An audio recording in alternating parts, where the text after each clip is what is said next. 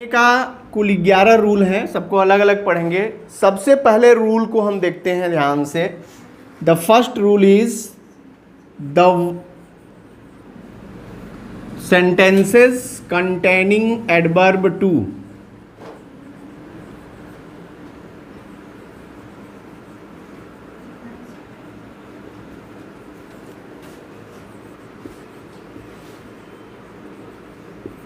Adverb too, इसको जानते हैं आप, एडवर्ब टू कहा जाता है। टू जो होते हैं वो 3 होते हैं, पता है ना। एडवर्ब टू, इन्फिनिटिव टू और न्यूमरल टू। जब टू कहा जाए तो वहाँ आपको 3 टू दिमाग में आने चाहिए।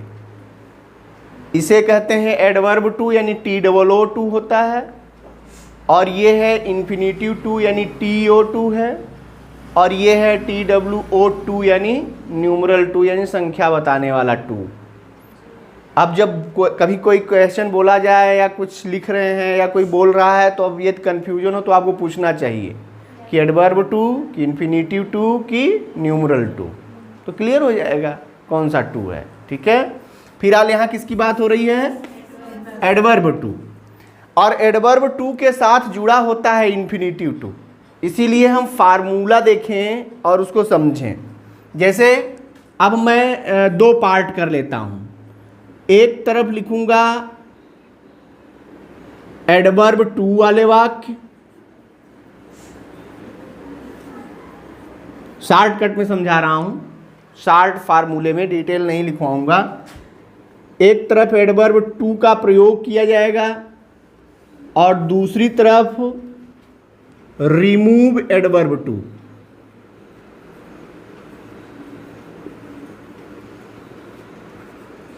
रिमूव एडवर्ब टू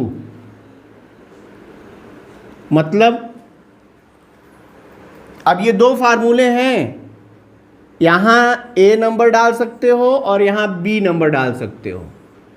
यानी एक सेंटेंस जिसमें एडवर्ब टू का प्रयोग किया जाएगा और एक सेंटेंस जिसमें से एडवर्ब टू को हटाया जाएगा।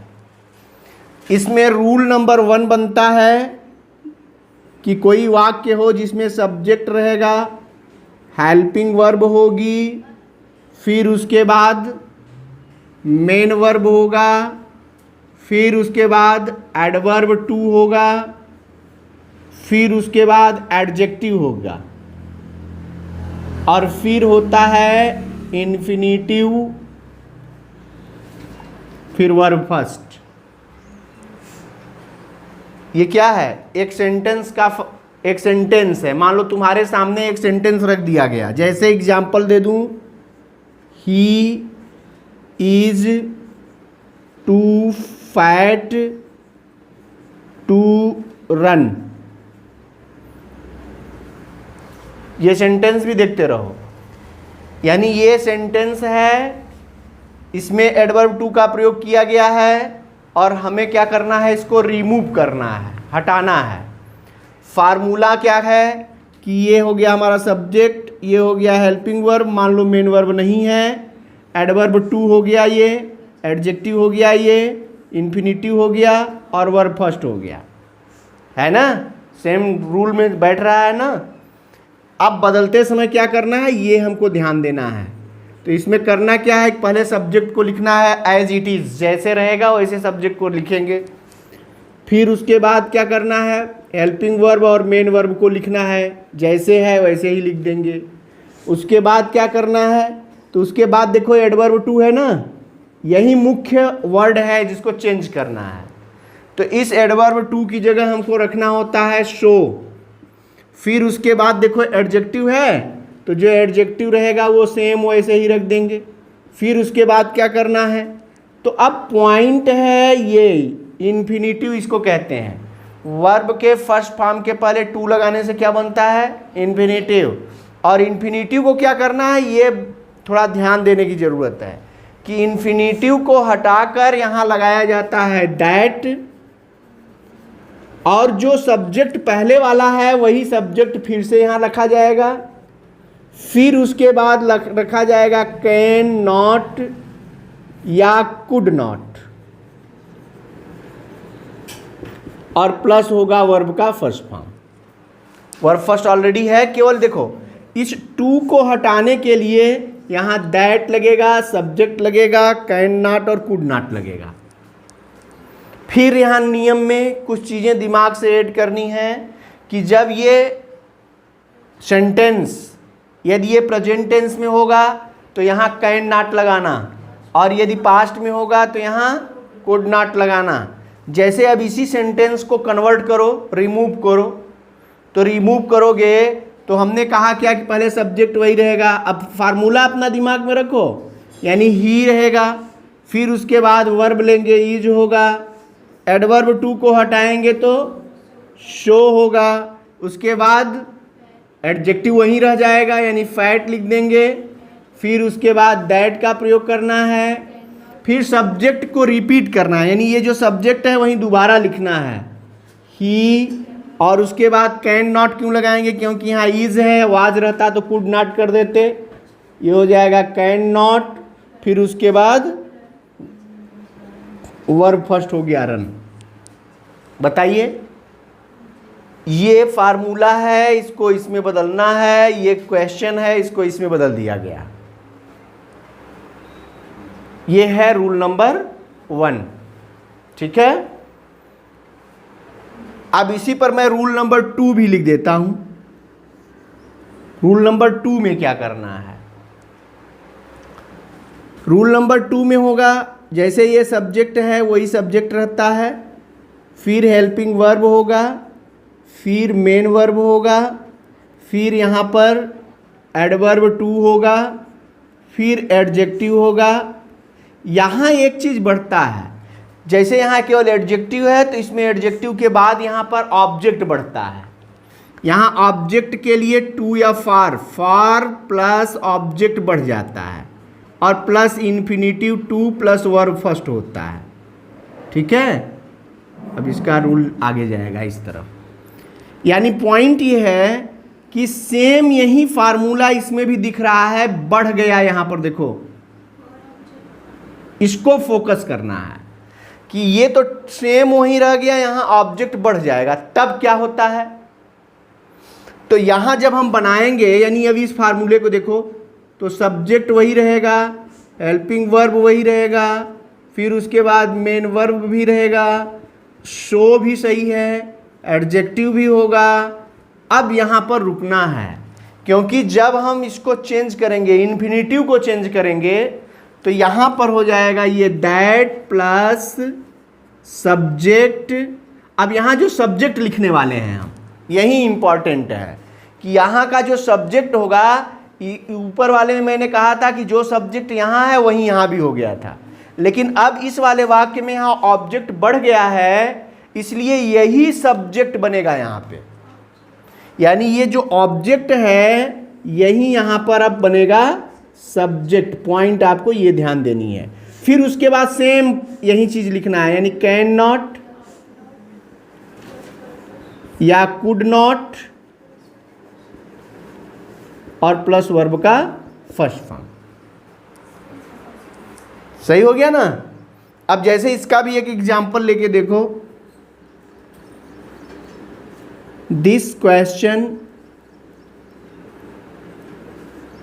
इज टू डिफिकल्ट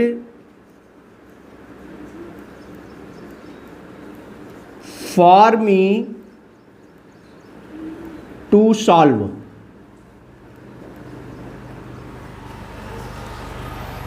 इसको हल करेंगे, हमारा फार्मूला यहाँ पर है, यानी सब्जेक्ट सेम रहेगा, तो इसको हल करेंगे तो हो जाएगा दिस क्वेश्चन इज, यही ना, टू की जगह क्या होगा, शो डिफिकल्ट दैट। यहां तक तो सही गए। उसके बाद जैसे ही अब सब्जेक्ट लिखने की बारी आएगी, तो ये जो ऑब्जेक्ट है इसको सब्जेक्ट बना देंगे, यानी यहां हो जाएगा आई, और इज यहां भी रह गया था, इसलिए कैन नॉट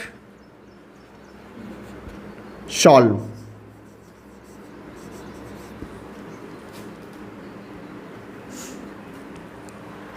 थर्ड नंबर यानी तीसरा रूल क्या कहता है, यहीं पे मैं डाल दे रहा हूँ, ठीक है।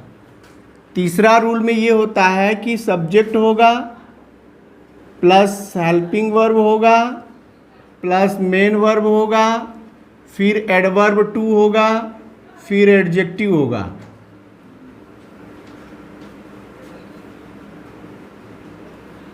इसमें इन्फिनिटिव नहीं रहता। देखो इन दोनों में इन्फिनिटिव है, इसमें इन्फिनिटिव नहीं रहता, यही इसकी पहचान हो गई। यानी एक सेंटेंस ऐसा भी होगा जिसमें एडवर्ब टू तो होगा, इन्फिनिटिव टू नहीं होगा। तो वहाँ क्या करना है, वहाँ ये दैट वाली जितनी प्रक्रिया कर रहे हैं नहीं करना पड़ेगा। ये दैट वाली प्रक्रिया तभी करनी पड़ती है जब इन्फिनिटिव दिया रहेगा।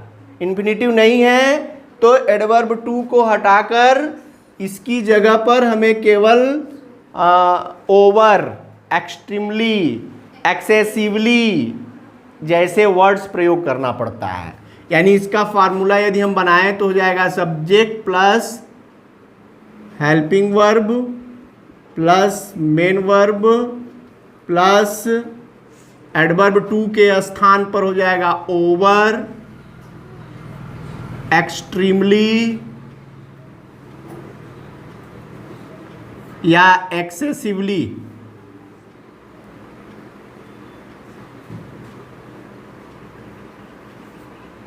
ठीक है, प्लस एडजेक्टिव। एक और वर्ड है, हाँ yes, beyond the proper limit.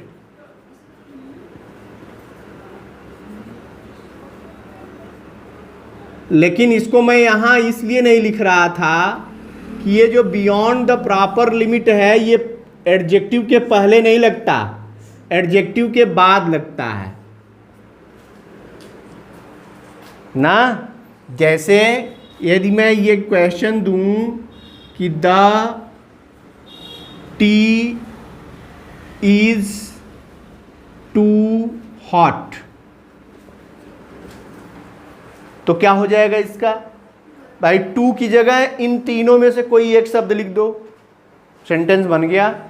यानी इसको कह देंगे the tea is over hot, the tea is extremely hot, the tea is excessively hot. लेकिन यदि बियॉन्ड द प्रॉपर लिमिट लिखना चाहें तो इस टू को हटाकर हॉट के बाद लिखेंगे the tea is hot beyond the proper limit. क्यों ऐसा करते हैं, क्योंकि ये जो एडजेक्टिव है, एडजेक्टिव के पहले एडवर्ब एक शब्द का होता है तो वो पहले लगाया जाता है, और एक से अधिक शब्दों का होता है तो हमेशा एडजेक्टिव के बाद लगाया जाता है। विशेषता बताने वाला शब्द जब एक शब्द का हो तो उस शब्द के पहले लगता है जिसकी वो विशेषता बतलाता है, और विशेषता बतलाने वाला शब्द एक से अधिक का हो तो उसको फ्रेज कहते हैं, और फ्रेज हमेशा उस शब्द के बाद लगता है जिसकी विशेषता बतलाई जा रही हो। इसीलिए बियॉन्ड द प्रॉपर लिमिट, देखो एक से अधिक शब्द है ना, तो ये हमेशा बाद में लगेगा। ओवर एक शब्द का है, एक्सट्रीमली एक शब्द का है, एक्सेसिवली एक शब्द का है, इसलिए ये यहीं पर रह जाएगा। तो अब इन चार में से कोई एक बना देंगे, आपका वाक्य सही हो जाएगा। यही है तीन फार्मूले। इन तीन फार्मूले को ध्यान में रखकर एक्सरसाइज आप बनाएंगे, ठीक है।